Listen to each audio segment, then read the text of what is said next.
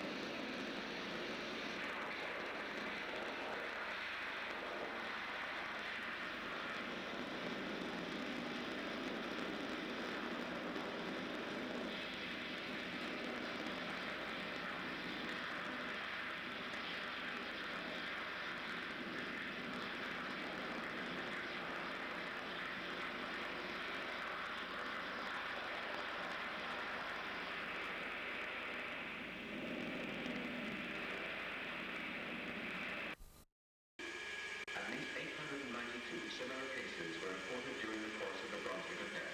In every case, the same product was involved, Mr. Cootie.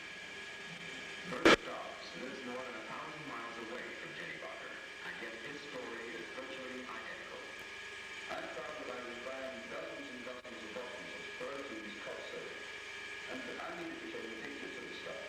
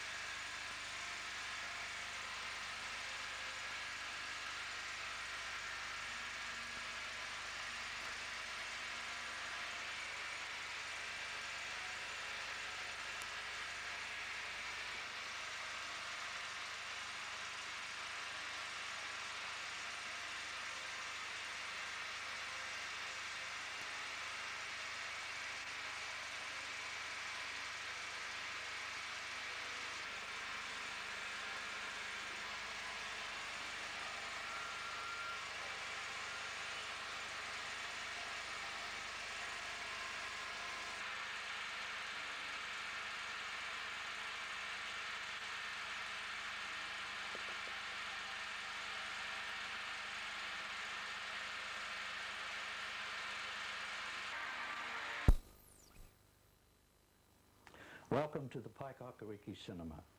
I'm Harry Leslie. I've been the operator, manager of this cinema since 1961. The cinema was actually first brought into use, as far as I know, during the Second World War, when the American Marines were at Mackay's Crossing. The projection room and the projection equipment, the screen, the soundproofing was all built by the owners of the Mercury Theatre at Paekakariki Beach. The films used to run continuously from about 10 o'clock in the morning until when their leave pass finished about 11 o'clock at night, 6 days a week. When the Marines left, of course, we carried on as a public cinema, and we screened Friday, Saturday, Monday, and then sometimes it would be Saturday and Monday, but never on a Sunday. It was a church hall, so there was no Sunday screening. I took over here, as I say, in 1961, and I operated here for 9 years. The plant originally put in was Walter Door 5s, which was the British copy of the German Erniemann. During the war, of course, they couldn't get machines from Germany. Copyright went by the board, so they built their own machines. They built Walter Door 5s. The brand new machines were put in here. They were run in here, because they take a bit of bedding in. They run in here, then they were transferred to the Mercury at Paekakariki, and the machines from Paekakariki were brought down here. They were a British machine called Imperial, real chaff cutters, but they worked. So that was the system here when I took over in 1961, Imperials. We screened matinees on Saturday, and they were always well patronised. Sometimes the takings from the matinee surpassed the evening shows, but we always had to have a special matinee, special film for matinees. The screenings at night were also well patronised. We had regulars. People would have to reserve their seat. They'd have a permanently reserved seat, and if it was a good film, like Sound of Music or some of that sort of stuff, we just had to turn them away. We couldn't get them all in. We seated, I think it was about 250. From there, the cinema at Paekakariki was changed and cut in half, so half was a grocer shop and the other half was a cinema. I had been working at the Paekakariki one on Friday nights when the ownership changed, and I trained a man up here, and he kept running Paekakariki. I actually operated here for 9 years, and then I went up to Paekakariki. It was only supposed to be a relieving job. It finished up being a 9-year job up there, so I had to leave the other man down here, so he was stuck with 9 years, and I was stuck with 9 years. Eventually, the business up there closed down, and all the equipment was sold, and that included the projectors from here. We were offered the chance of buying, but we knew what the takings were. Television was here then, and takings were dropping down. So we opted to go into the movie business temporarily. It took the machines away. So we just put in a portable 16mm projector, and we just carried on with matinees for the children on Saturday. Eventually, I managed to get these two machines here now, which are commercial 16mm, Bell & Howells. I got them from a man who bought them from the Foxton Beach Cinema. Prior to that, they had been in some military establishment. I don't know where, it's probably still a military secret. But they are commercial projectors, and their light comes from an arc lamp house, which is all in beautiful condition. The machinery has been maintained in beautiful condition. It was given to me in good condition. It had been redone, and I've looked after it since then.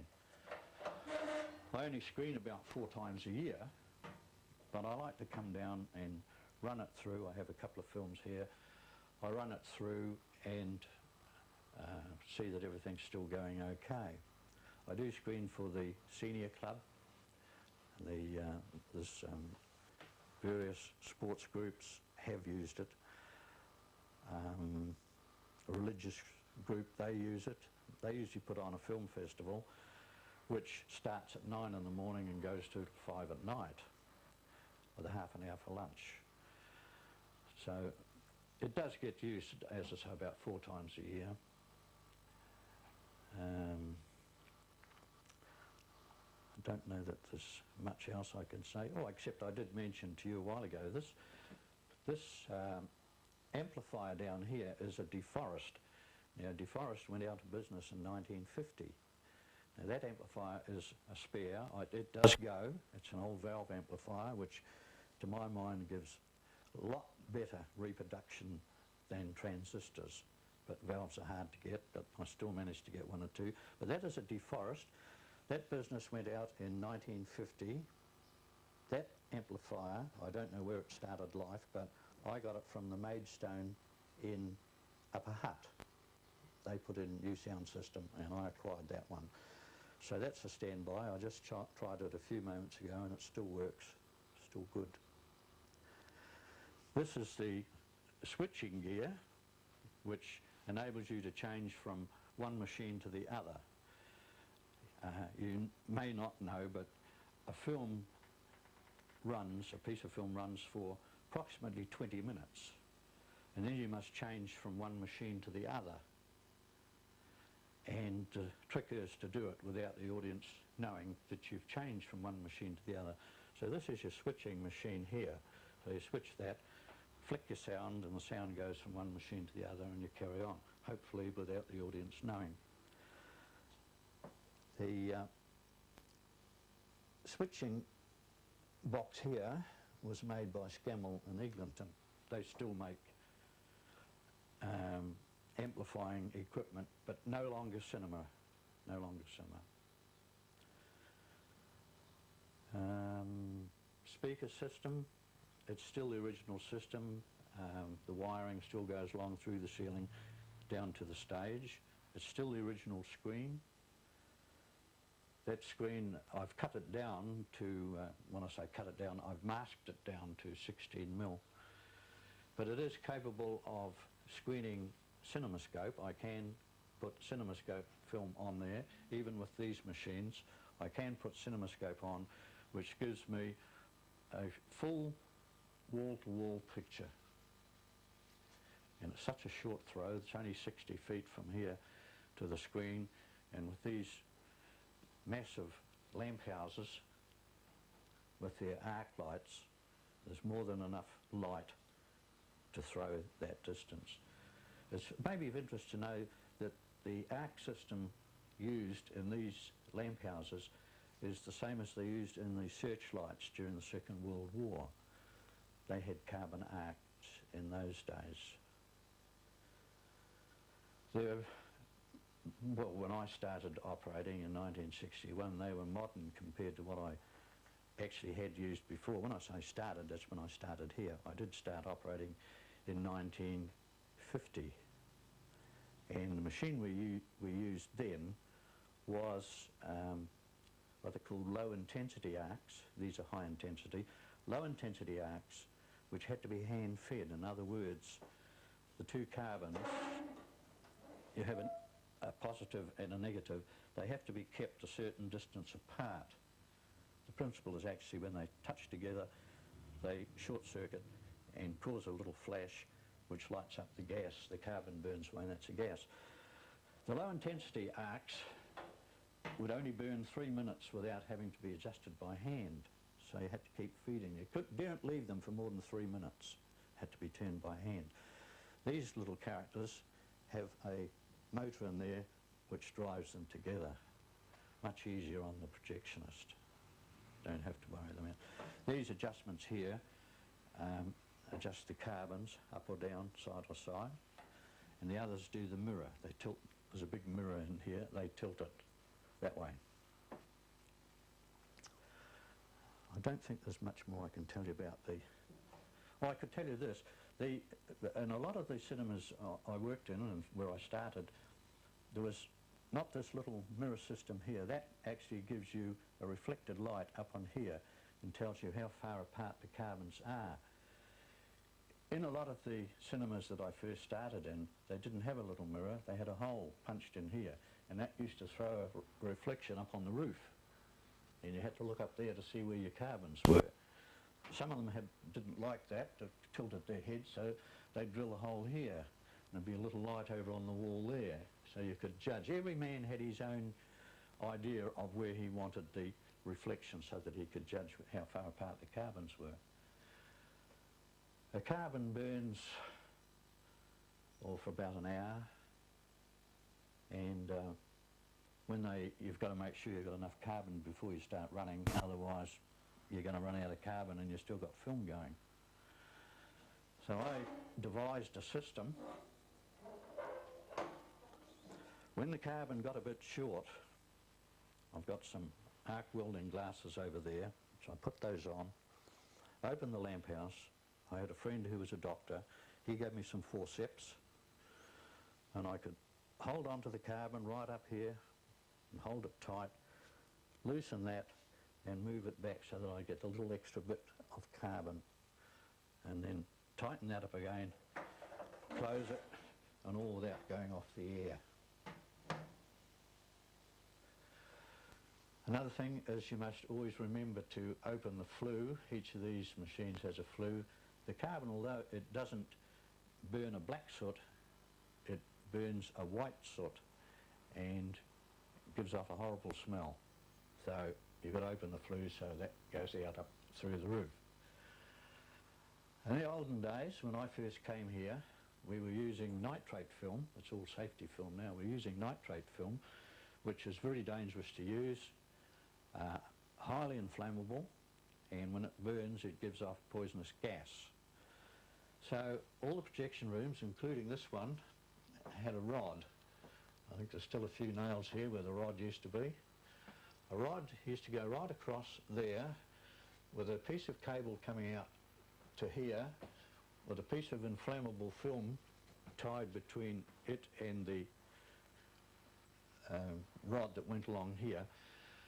And if the film caught on fire, which they often did because of the heat, if the film caught on fire, the flames would go up. They'd catch on that little bit of film up there, which was only about this long, and that would immediately burst into flame and collapse, and that would release the string, and it had a weight on each end, and the pipe would go, and all the shutters, which were all hooked onto that pipe, would all come down with a bang. So the audience wouldn't see any fire in here because the fire had gone up all in a few seconds, bang, burnt. And by that time, your instructions were to get out that door. If the flame hadn't activated the automatic antiquated drop shutter system, you had a piece of string by the door which was connected to the same system. As you went out the door you pulled a string, and that would tip the rod over and all the little spikes would allow the shutters to come down. But you had to be out within 2 minutes, you had to get out that door. And if possible you had to keep the music going. You could switch over to music, put the music on, whack your house lights on and out the door. Anyway, nitrate film eventually went out and was replaced by the safety film. The last nitrate film I screened was Dad and Dave. You ever heard of Dad and Dave? It was a long-running radio show, Dad and Dave of Snake Gully, and that was the last nitrate film that I screened here. Being a, being a projectionist, I don't think television can ever take the place of cinema. For one thing, you get the audience participation. You see a show on television, they have canned laughter to entice you to laugh. In the cinema, the audience will laugh. For instance, I remember a horror film, and there was a big crowd, and this little girl was murdering her aunts, her parents, anyone she could get her hands on. And she had murdered somebody and hid the pieces all around the place. And one of the pieces she hid was a hand, and that was under the front doorstep. The dog found it. The dog sniffed me out. And he goes trotting into the house with a hand in his mouth. And somebody in the audience said, "That's a handy dog." Well, I mean, that just broke, I mean, everyone had been scared stiff up until then. Well, that just broke the tension. Well, that was sort of audience participation. One of the cinemas I worked in actually had a microphone out halfway along the auditorium, and we had that so that you could hear the sound of the audience out watching the film. And one of the worst things, I think, when you are watching film is the noise of the audience can drown the follow-up, which you don't get on TV, but in cinema you do. And so what we had there, we had this microphone out there, and we could hear the audience, and after screening it the first time, we would know, as soon as that piece went on, whack the sound up, so that the follow-up would be heard. But your question as to whether we think a complex, or duplex as they call them, would go at Paekakariki, would be, I think, successful.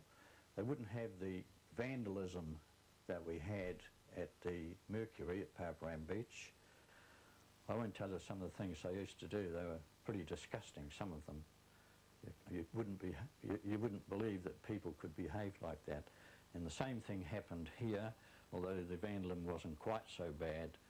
I had all the seats recovered by my brother, who's an upholsterer, and the first night, when I put the first 10 out, they were slashed. So as far as I was concerned, that was the finish. Now, with the duplex, they can have one projectionist. He can run, as I say, up to 10 cinemas. One bloke can run 10 cinemas. They only have one projector. The whole film goes on one reel, so they don't have to change from one to the other. And the whole thing is computerised. The movie starts, the house lights go down, the auditorium music disappears, the film goes on, interval comes along, the machine closes down, puts on the house lights, puts on the music, does the slides, does the whole thing. Projectionist has to do nothing apart if something goes wrong. He's got to be there then. And what they normally do, they walk around with a walkie-talkie, and there's a front of house person in each cinema, and if anything goes wrong, they call the projectionist up and he goes along and fixes it. But all in all, I would say, since I started operating in the 1950s up until now, well, I don't screen publicly, but I do screen privately 4 times perhaps a year. I started it off as a hobby. I had a full-time job in the railways, but I started off as a hobby, and I would say since I started in 1951 up until now, I still enjoy it. They're still here, and they're still running. I love to come down here. My wife says when I come down here, I never know when you're coming home. It's dead right. I came down yesterday and I was here 4 hours, chasing the spiders out and what have you before you lot got in. Anyway, been nice talking to you. If there's anything else I can help you with, only too pleased to do it. Okay?